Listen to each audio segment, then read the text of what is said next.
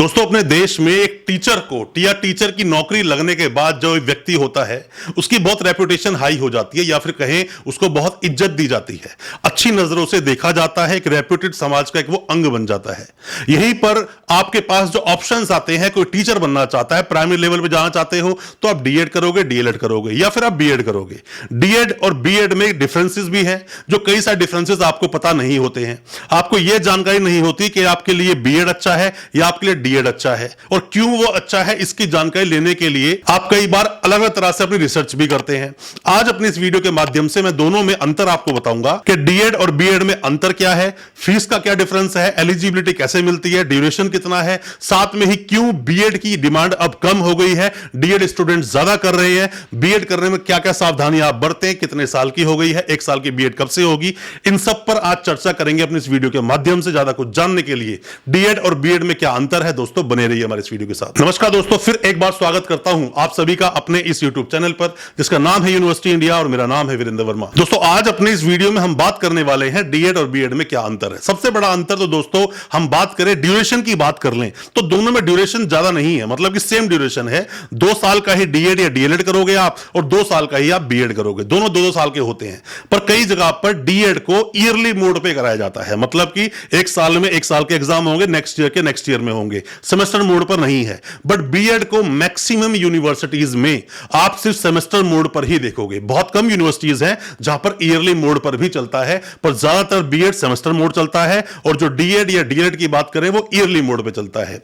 यहीं पर हम बात करें एलिजिबिलिटी की, दोस्तों यूपी में ग्रेजुएशन बेस पर डीएलएड कराया जाता है और बीएड भी ग्रेजुएशन बेस पे होता है, तो लोग इसलिए बीएड करना ज्यादा प्रेफर करते हैं। यूपी में बहुत सारी यूनिवर्सिटीज आपको मिलेगी जो 12वीं बेस पर डीएलएड करवाती है। मतलब कि अगर हम वैसे देखें तो डीएड का जो एलिजिबिलिटी क्राइटेरिया है वो 12th पास का है, मतलब आपके पास 12th होनी चाहिए, किसी भी रिकॉग्नाइज्ड बोर्ड से आपने पास किया हो, और साथ में ही आपके पास मिनिमम 50% मार्क्स होने ही चाहिए, तभी आप डीएड के लिए क्वालिफाई करते हो, तभी आप डीएड के लिए एलिजिबल हो।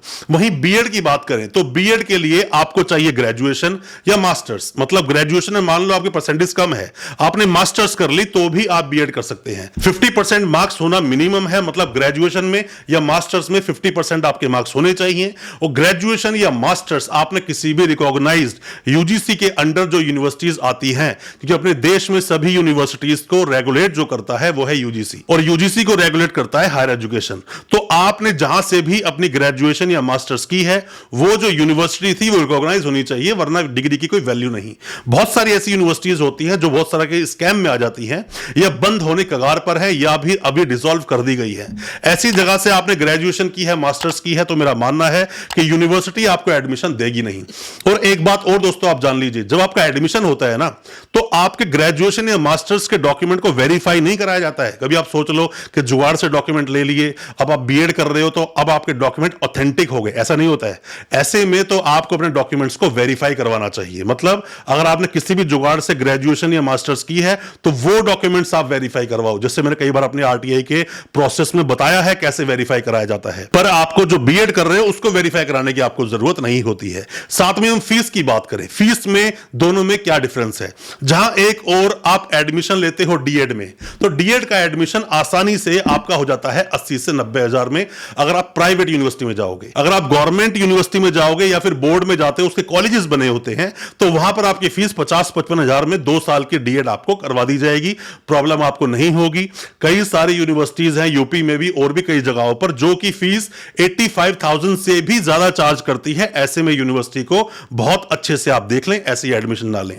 बीएड की हम लोग बात करें, हरियाणा से बीएड करना चाहते हो तो इजीली आपका 75,000 से स्टार्ट हो जाएगा 2 साल की बीएड के लिए।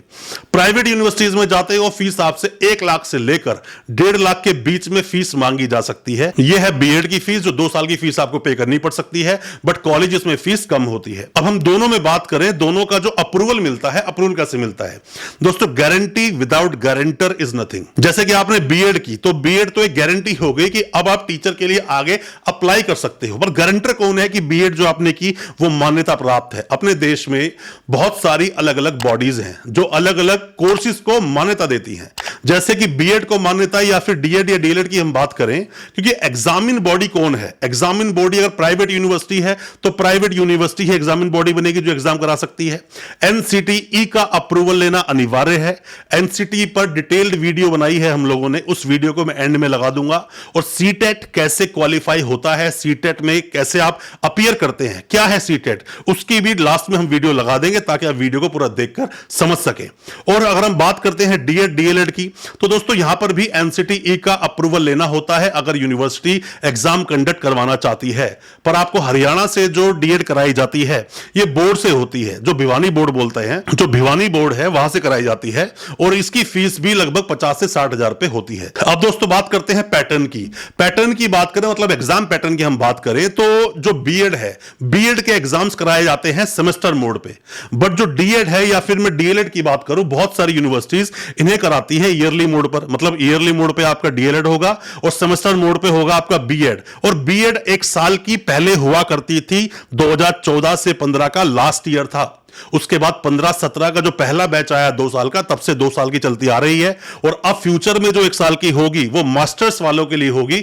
जो लोग मास्टर्स कंप्लीट करके आए हैं वही 1 साल की बीएड कर पाएंगे। तो अभी ऐसा कोई क्राइटेरिया नहीं है कि 1 साल की बीएड कर दी जाएगी। दोस्तों हालांकि अंतर तो और भी कई सारे हैं, सब अंतर पे अगर हम जाएं वीडियो बहुत लंबा हो जाएगा। जितना मैंने आपको बताया है ये सफिशिएंट एक नॉलेज है डीएड और बीएड के बीच में। कोई भी आप जानकारी चाहते हैं कमेंट बॉक्स में अपना सवाल पूछे, किस यूनिवर्सिटी में आप एडमिशन लेना चाहते हैं या किसमें एडमिशन लिया है, किसमें एडमिशन लेने की सोच रहे हैं, कमेंट बॉक्स में बताना। हो सकता है हम आपको रिप्लाई करके कुछ अच्छी जानकारी दे सके। एडमिशन रिलेटेड कोई भी इंक्वायरी है दिए गए नंबर पर व्हाट्सएप कीजिए, वहां जानकारी आपको मिल जाएगी। और दोस्तों उम्मीद करता हूं आज का हमारा वीडियो आपको अच्छा लगा होगा, और अच्छा लगा हो आज का वीडियो, हमारी वीडियो को ज्यादा से ज्यादा अपने दोस्तों परिजन परिवार तक शेयर करें ताकि वो भी अपने आप को जानकार बना सकें। चैनल को सब्सक्राइब करना बिल्कुल ना भूलें, साथ में लगा बेल आइकन जरूर दबा दें ताकि इसी तरह के जो हम एजुकेशनल वीडियोस आपके लिए कराते हैं वो आप तक पहुंच सके सबसे पहले। बहुत बहुत शुक्रिया दोस्तों, धन्यवाद हमारे इस वीडियो के साथ बने रहने के लिए।